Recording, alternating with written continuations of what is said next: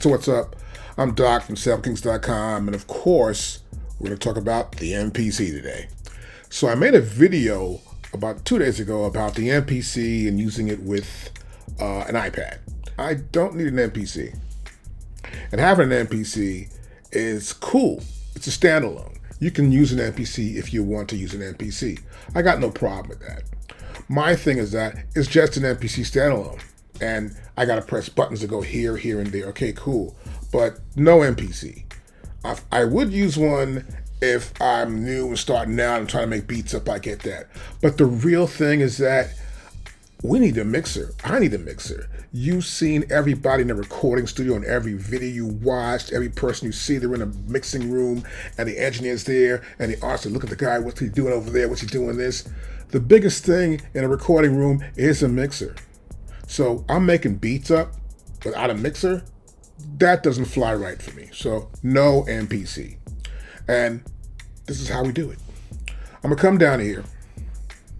We're gonna go here to the bottom. I have MPC and MPC beats. This works for both softwares. And I'll click on this one. It's gonna rise up. I have an auto load set up here. An automatic track will load in. If you don't know what that is and you're new, let's go right here to MPC. We go to Preferences.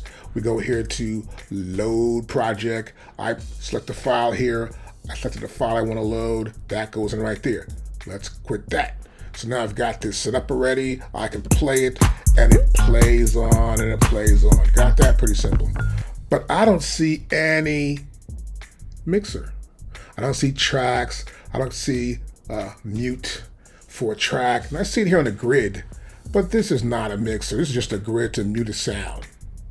And when you're actually making music, every sound must have love. You must show it love to that sound. It must have you taking care of it. You must treat it as though you like it. And if you don't like it, get rid of it. And that's what we do on a mixing board. Okay? We're going to make sure when the singer sings, it's going to be good. We set a track up for her. We make a couple of takes. Make sure those takes are in Pro Tools or whatever. And then we make sure we save those files. Or if you get a snare drum and you sample a snare drum, we're going to make sure the snare drum is perfect. We may have to add EQ or compressor. Make it snap more to match the kick drum. Boom, bap. So this is it right here. I get the mixer from down here. Boom, there's the mixer. Okay, but I've got to put it on my iPad. Here's how it works. I will come here to my Apple in the upper left-hand corner. I'll go to System Preferences. I get there, I'm gonna hit Display. Once I get to Display, we're gonna look, the display's cool. I got everything here I need to do for a display. It says here, Sample Kings MacBook Pro 16-inch. I have a MacBook Pro, it's a 16-inch MacBook Pro. It's the new one with the Apple M1 Max chip. To prove my point, I'll go to here, About This Max, and you'll see it here, right there, MacBook Pro 16-inch 2021 Apple M1 Max. So Apple M1 Max chip. And then we have the 64 gigabyte. I have an unreal amount of gigabyte. I love gigabytes. I got to have memory. Memory is what makes it work. Now, I'll go to here, and then I want to set this up here. I want to explain this to you too as well. So this automatically adjusts the brightness, and it's true tone. That means if I'm here working on a track at night or it's daytime, I woke up, I'm doing my beat. Whoa, I like that. Okay, cool. But the display stays the same. That makes it easier for me to see day or night, and it will adjust without me having to go back into adjust the display. I have a display here that's 1600 nits. That's like a little lights within the display to guarantee that from the corner to the edge to the middle, each light corresponds together. They work together as a team, and they give me this pure brightness every time, and that can be controlled. Okay, in terms of refresh rate. So refresh rate right here.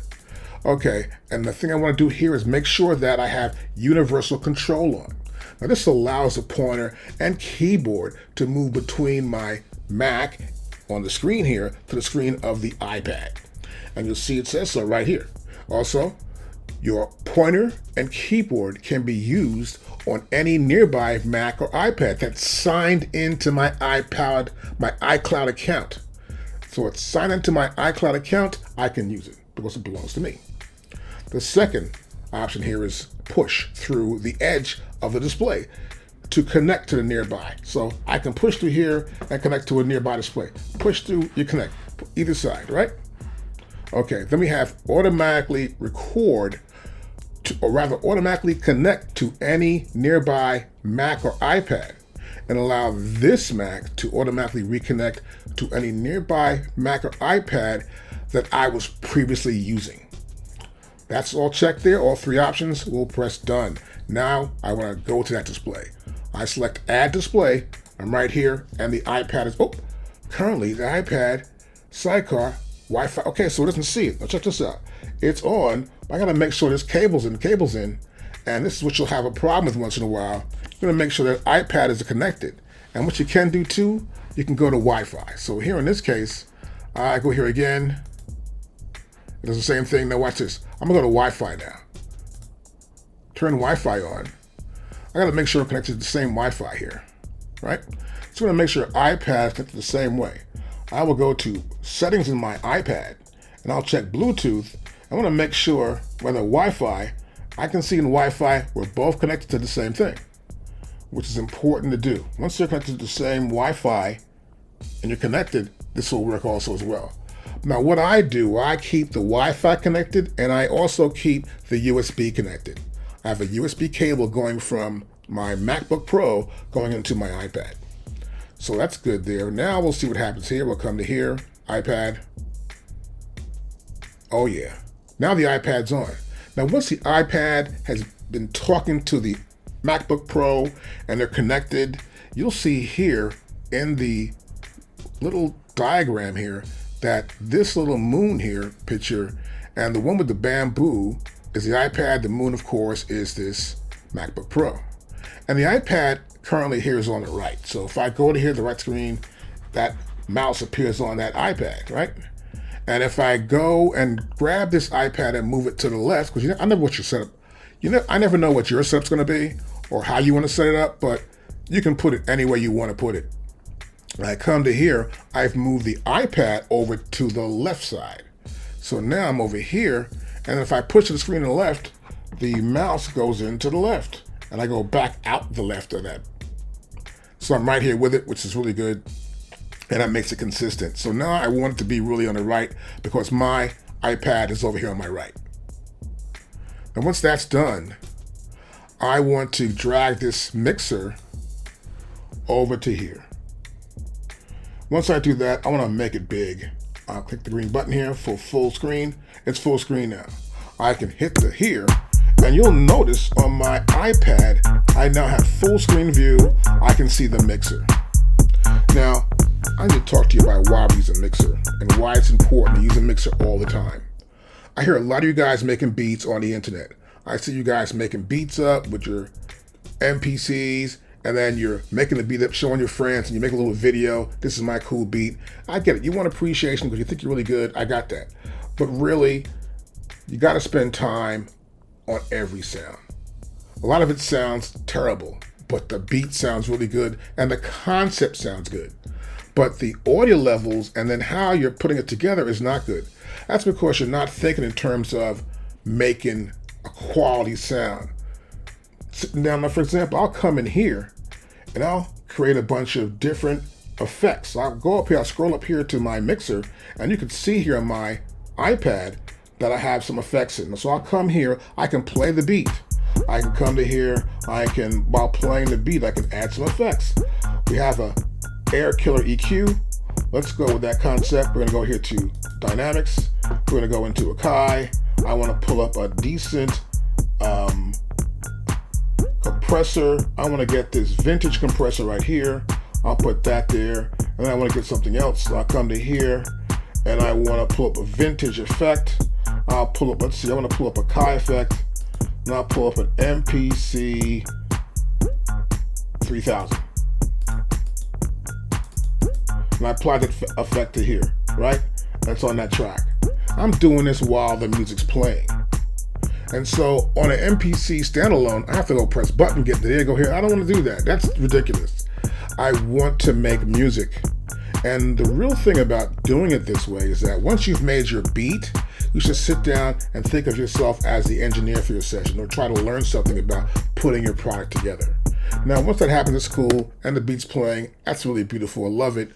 Now, I'm going to pull a different track up here that I was showing before last time and get more intense with this idea that here we go. We're going to go here to recently loaded projects. I'll pull this track up. This is a track that was, press OK to erase that. A track that was done by Andy over at AKAI. And so he always leaves you these demos to use. So I took that demo, I did some work on a demo. See, it loads automatically, and so you can load projects up again pretty quickly. That's pretty fast here on MPC. I loaded up, but also the mixers here. So once you start working, you can load all your tracks up, work on them. And what's really cool, if your major tracks, let's say you got 4 or 5 tracks, sit around and do this. Sit around and pull them up and say, okay, I want to check the effects out. So here, for example, I'll come to here. Look at that. I got tons of effects everywhere.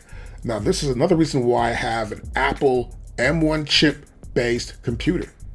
I got the Macs because it's like the Macs I do video to, so I gotta admit, I have to have that high chip because doing video is kind of like dope. It has a video engine, which I'll explain again.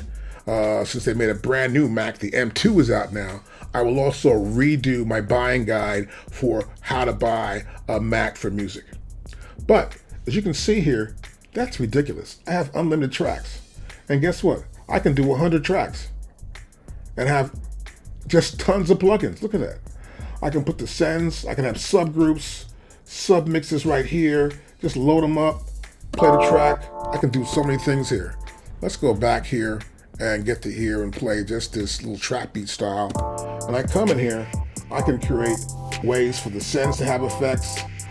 And I go right to the screen. So I'm going between screens here. See that? I get here, I'm in this screen. I get here, I'm in that screen. You open up 2 levels. Now with the MacBook Pro 16-inch, I can up to 3 monitors. I can have up to 3 full monitors to view, which is awesome. So I like the standalone. I'm not saying don't buy a standalone, but no standalone. I mean, you know, once you get it on a computer, it's just like butter, for real. So look, any questions, hit me up. Tomorrow's lesson will be more about probably effects and plugins. We'll see. But hit me up with some questions down there. Hey, subscribe. I'm going to start showing you everything I freaking know from all the records I've done in New York City with so many different rap groups and guys at the Metropolitan Opera. I know a lot of crap. I need to get out of my head and teach you. So look, I'll see you in the next one. Peace.